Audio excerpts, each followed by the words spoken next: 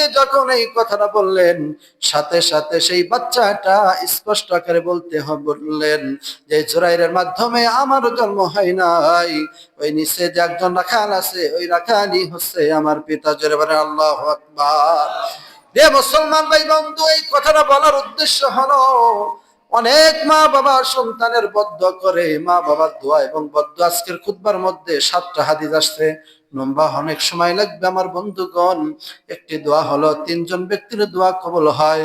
একজন হচ্ছে মাজলুম ব্যক্তি, আমাকে নির্যাতন করেছেন, আমাকে মেরেছেন, অনেক কষ্ট পেয়ে আমি যখন আল্লাহর কাছে বলবো আল্লাহ আমাকে বিনি দোষে এই লোকটা আমাকে মেরেছে, আমাকে আমাকে কষ্ট দিয়েছে, আমাকে অনেক কষ্ট দিয়েছে, আঘাত করেছে, আল্লাহ এই লোকটাকে তুমি শাস্তি দাও। মাজলুম ব্যক্তি যদি দোয়া করে আমার আল্লাহ তার দোয়া কবুল করেন। মুসাফির ব্যক্তি যদি দোয়া করে আমার আল্লাহ দোয়া কবুল করেন। মা বাবা সন্তানের জন্য দোয়া বা বদদোয়া করলে আমার আল্লাহ তাআলা সেই দোয়া কবুল করে নেয়। বলেন সুবহানাল্লাহ। এই জুরাইদের মা যখন বদদোয়া করেছিলেন, সাথে সাথে আমার আল্লাহ কবুল করেছিলেন। এই জন্য যুবক ভাইরা, মুরব্বী বাবাজিরা, যারা মা বাবার সাথে এখনো বেয়াদবি করেছেন, মা বাবা জীবিত আছে, মা বাবার কাছে আপনি লজ্জা পাবেন না। মায়ের হাত ধরবেন, হাত যদি নাও ধরেন পা ধরে মার কাছে ক্ষমা চাইবেন। মা 10 বছর 20 বছর বয়সে আমি তোমার সাথে চলাফেরা করেছি মা, কথা বলেছি ও মা, আমার ব্যবহারে যদি তুমি কষ্ট পায় থাকো মা, অন্তর থেকে আল্লাহর রাস্তে আমাকে তুমি ক্ষমা করে দিও। বলেন ঠিক কিনা? রে মুসলমান ভাই বন্ধু, মা বাবার দোয়াতে, আজকের হাদিসের মধ্যে আল্লাহ রাসূল বলেছেন মা বাবার দোয়াতে আল্লাহর জান্নাত পাইবা। মা বাবার সন্তুষ্টতে আল্লাহর জান্নাত, মা বাবার অসন্তুষ্টতে আল্লাহর জাহান্নাম। নবীর একজন প্রিয় সাহাবী আলকামা রাদিয়াল্লাহু তাআলা আনহু আল্লাহ রাসূলের সময় কালেমা নসিব হচ্ছে না, মৃত্যুর যন্ত্রণা হচ্ছে। আমার রাসূল বললেন যাও যাও আলকামার বাড়িতে খোঁজ নাও, আলকামার মায়ের সাথে কোনো বেয়াদবি করেছে কিনা। এইবার আলকামার মার কাছে জিজ্ঞেস করলাম মা, আপনার প্রিয় সন্তান রাসূলের প্রিয় সাহাবী হওয়ার পরেও কালেমা কেন নসিব হচ্ছে না, আপনি বলুন তো দেখি, আপনার সন্তান আপনার সাথে বেয়াদবি করেছে কিনা। আলকামার মা তখন বললেন রে প্রিয় সাহাবী, রাসূলুল্লাহ সাল্লাল্লাহু আলাইহি ওয়াসাল্লামের প্রিয় সাহাবী, শোনো, আলকামার কথা ব্যবহারে আমি একটু কষ্ট পেয়ে আল্লাহর কাছে আমি বদদোয়া করেছিলাম। আলকামার জন্য কি কষ্ট পেয়েছিলেন মা তখন বললেন, আমার আমার চাইতে তার স্ত্রীর গুরুত্ব বেশি দিত। আমার বন্ধুর মার সাথে কিন্তু খারাপ ব্যবহারও করে নাই, মাকে মারধরও করে নাই, শুধু স্ত্রীর মূল্যায়ন বেশি করেছেন, মার মূল্যায়ন কম করেছেন। এতটুকু কষ্ট মা পাওয়ার পরে আমার আল্লাহ তাআলা নবীর প্রিয় সাহাবী হওয়ার পরেও কালেমা নসিব হচ্ছে না। বলেন আল্লাহু আকবার। আমার মুসলমান ভাই বন্ধু, আল্লাহ রাসূল তখন বললেন তার মাকে নিয়ে আসো। নিয়ে আসা হলো, জিজ্ঞেস করলেন আম্মা জান আপনার সন্তান যে বেয়াদবি করেছে মাফ করে দেন। বলে না না, আমার সন্তানকে আমি মাফ করব না। বলে ঠিক আছে, মাফ যদি না করেন আপনার চোখের সামনে আপনার সন্তানকে আগুন দিয়ে জ্বালিয়ে পুড়িয়ে ভস্ম করে দেব।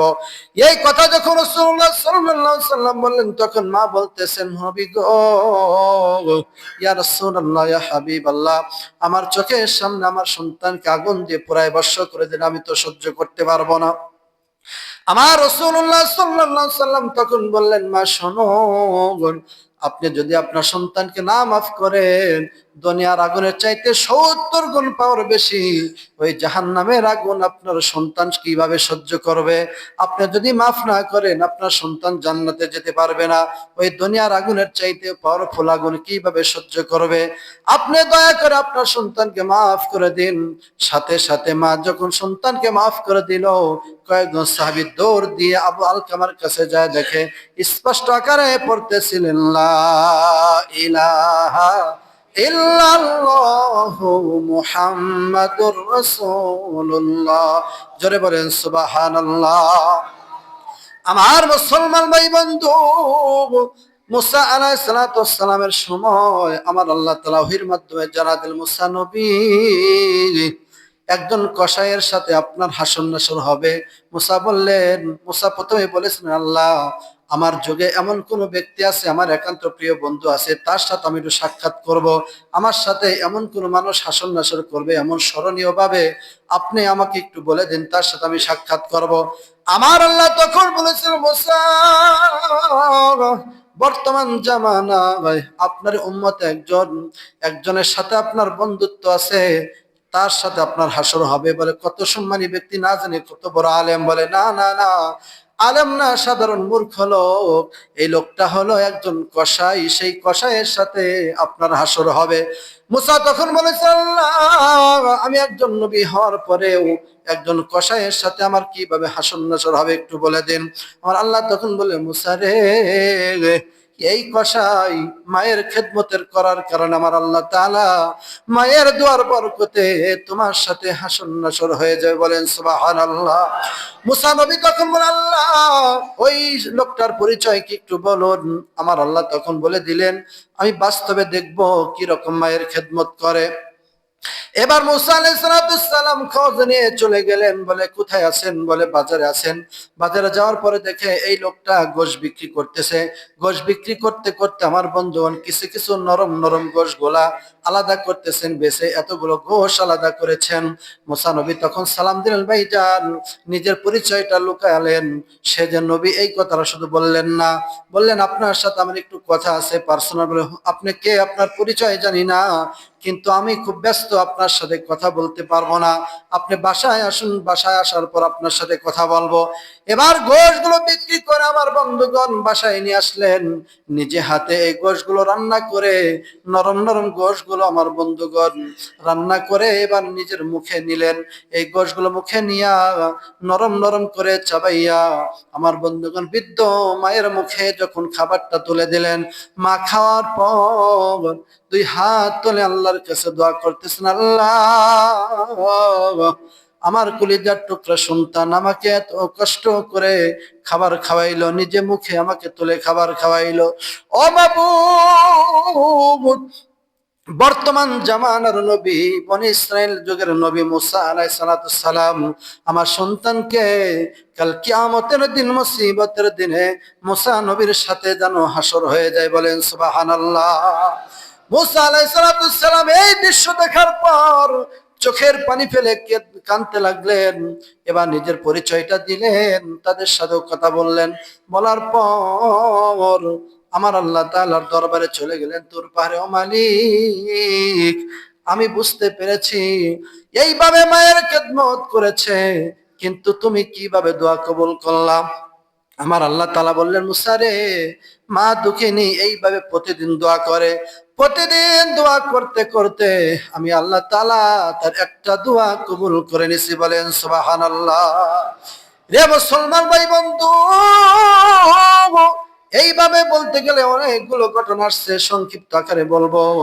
আমার বন্ধুগণ, যে তাবির কথা বলেছিলাম, কসম করলে 100 তলা বিল্ডিং এ রাজধারপুর গ্রামে হবে, একটা উদাহরণ দিয়েছিলাম। তার নাম হচ্ছে ওয়াইসাল কারনি। যে ওয়াইসাল কারনি নবীর যুগেই জন্ম নিয়েছিলেন। আমার বন্ধুগণ মায়ের কেমন ভাবে খেদমত করেছিলেন। যখন শুনেছিলেন আমার নবীজি উহুদের ময়দানে দন্দন মোবারক শহীদ হয়েছে, ওয়াইসাল কারনি হাতে একটা পাথর নিয়া নিজের মুখের দাঁত ভাঙা শুরু করলেন। চিন্তা করলেন আমার নবীজির কোন পাশের দাঁতটা ভেঙেছে, না মনে হয় এই পাশের দাঁত ভেঙেছে। এইভাবে ভাঙতে ভাঙতে এক নয় দুই নয় 32টা দাঁত নবীর মোহাব্বতে ভেঙেছিলেন। আল্লাহু আকবার বলে। একবার মার কাছ থেকে অনুমতি নিলেন, মা, আমার মন চাচ্ছে, মা, তুমি একটু অনুমতি দাও, ওই দয়ার নবী মায়ের নবীর সাথে একটু দেখা করে আসি। বুঝবেন, নবীর সাথে দেখা করলে সাহাবীর মর্যাদা পাইতেন। নবীর সাথে দেখা হয় নাই বিদায় সাহাবীর মর্যাদা ওয়াইসাল কারনি পান নাই। সবচেয়ে শ্রেষ্ঠ তাবির মধ্যে 1 নম্বরের লিস্টে আছে ওয়াইসাল কারনি। বলেন সুবহানাল্লাহ। আরো জোরে জোরে বলেন সুবহানাল্লাহ। আমার বন্ধু, আমার নবীজি উম্মে আয়েশাকে বলেছেন, আয়েশা রে, এমন একজন ব্যক্তি হয়তো আসতে পারে আমার সাথে দেখা করার জন্য। সেই লোকটার বর্ণনা দিলেন। লোকটা ক্ষুধার্ত ব্যক্তি, অসহায়, তার শরীরের মধ্যে সে তো রোগ আছে। সে যদি আমার খোঁজে আসে, আমার জন্য একটু অপেক্ষা করতে বলো, আমি হয়তো কোথায় যাইব। মা এসা ভিতরে ছিলেন, মার কাছ থেকে অনুমতি নিলেন। মা, আমি দয়ার নবীর সাথে একটু দেখা করতে চাই, অনুমতি দাও। মা তখন বলেছিলেন, বাবা আমি তোমাকে অনুমতি দিতে পারি, এইভাবে যাইতে হবে। কিভাবে? দয়ার নবী যদি বাসায় থাকে, এক নজর দেখা করে অল্প সময় কথা বলে চলে আসবা। আর নবী যদি বাসায় না থাকে, এক সেকেন্ডও দেরি করতে পারবা না, সাথে সাথে চলে আসতে হবে। তুমি কথা দাও, তারপরে অনুমতি দেব। এবার তখন ঠিক আছে মা, আমি কথা দিলাম। দয়ার নবী যদি থাকেন তাহলে আমি দেখা করব, সে যদি বাসায় না থাকে আমি আর এক সেকেন্ডও দেরি করব না। এইবার দয়ার নবীর খোঁজ আসলেন, এসে জিজ্ঞেস করলেন, দয়ার নবী কি বাসায় আছেন? ভিতর থেকে জবাব আসলো, না বাসায় না ভাই। এই কথা বলার সাথে সাথে আর এক সেকেন্ড দেরি করলেন না, সাথে সাথে মায়ের খেদমতে আবার নিয়োজিত হয়ে গেলেন। আমার বন্ধুগণ, এই জন্য আমার নবীর সাথে সাক্ষাৎ হয় না। আমার নবীজি বলেছিলেন, ওমর আর আলী, তোমাদের দুইজনের সাথে দেখা হবে আমার রক্তমাখা তায়েফের জুব্বাখানা আমি তোমাদের মধ্যে বন্টন করতে চাই। একজন সাহাবী নিজের যোগ্যতা নিয়ে দাঁড়িয়ে গেল, হুজুর আমি পাবো আপনার এই জুব্বাটা? একজন সাহাবী বললে গেল অনেক সময় লাগবে। একজন সাহাবী এক এক যোগ্যতা নিয়ে দাঁড়িয়ে গেলেন।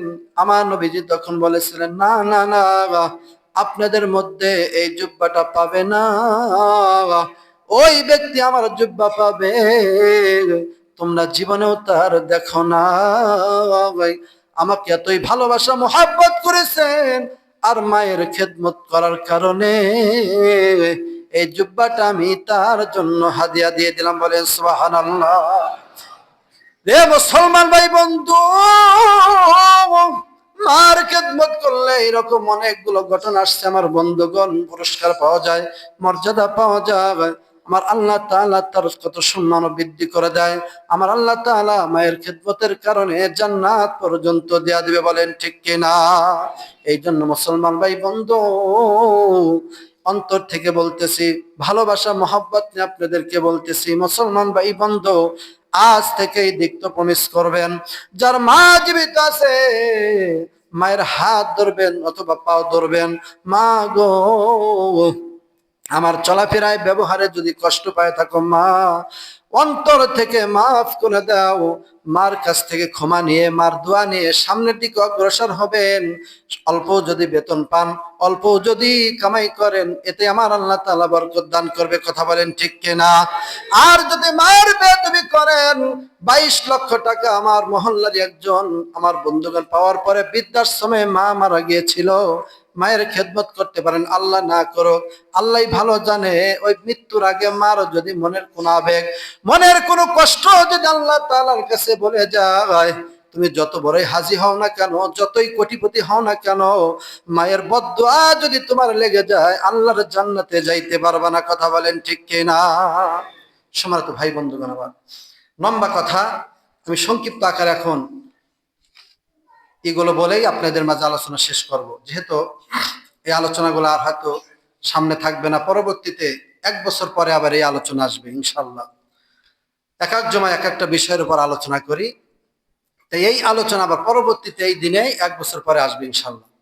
একটু লম্বা হয়ে গেলে সবাই একটু মনোযোগ সহ শুনবেন। 1 নম্বর, মা বাবার খেদমত করার কারণে 5টি পুরস্কার পাওয়া যাবে। দীর্ঘ হায়াত আমার আল্লাহ তাআলা বৃদ্ধি করে দেবে। বলেন সুবহানাল্লাহ। 2 নম্বর, বিপদ বালা মুসিবত থেকে আল্লাহ তাআলা বাঁচাই দিবে। 3 নম্বর, অনেক মান সম্মান মর্যাদা আমার আল্লাহ তাআলা তাকে দান করবেন। 4 নম্বর, বাইতুল্লাহ জিয়ারত করার তৌফিক আল্লাহ দান করবেন। 5 নম্বর, মৃত্যুর সময় কালেমা পড়তে পড়তে আমার আল্লাহ তাআলা তার ঈমানের হালাতে মৃত্যুটা দান করবে। বলেন সুবহানাল্লাহ। এই হলো 5টা, আমি সংক্ষিপ্ত আকারে বলতেছি, টাইম যেহেতু ওভার হয়ে গেছে।